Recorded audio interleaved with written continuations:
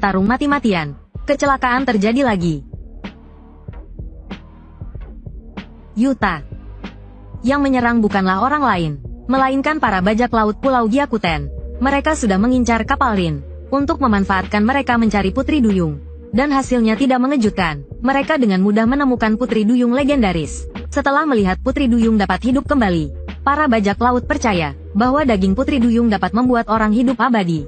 Sedangkan Yuta yang sudah tidak berguna lagi, langsung dibuang ke laut. Nasib Rin juga tidak jauh berbeda.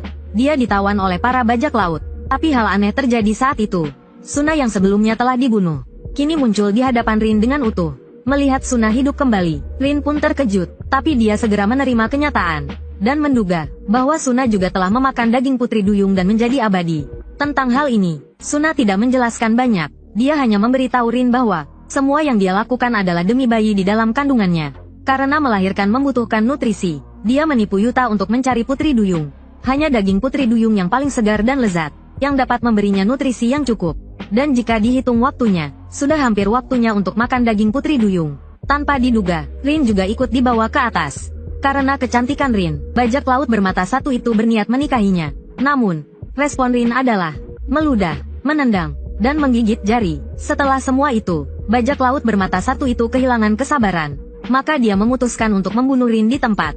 Tapi saat itu, Yuta yang telah bangkit kembali berhasil menangkap Rin. Melihat Yuta hidup kembali, Rin sangat gembira. Namun di saat yang sama, Suna mengungkapkan cara untuk membunuh Yuta sepenuhnya, yaitu dengan memenggal kepalanya. Mendengar hal itu, bajak laut bermata satu itu langsung mengatakan bahwa siapapun yang bisa memenggal kepala Yuta akan diberi hadiah sepotong daging Putri Duyung. Seketika, semua anak buah bajak laut itu menyerbu Yuta.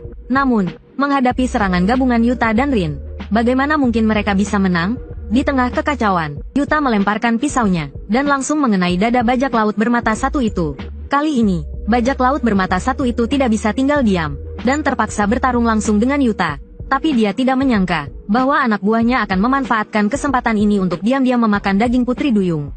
Saat bajak laut bermata satu itu sadar dan ingin menghentikan mereka, anak buahnya sudah menelan daging Putri Duyung. Mereka bersyukur karena kini mereka juga abadi. Namun, detik berikutnya, tubuh mereka tiba-tiba bermutasi.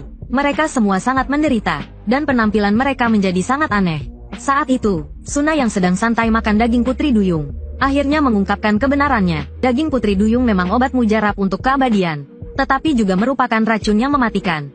Hanya segelintir orang yang sangat beruntung yang bisa mendapatkan keabadian.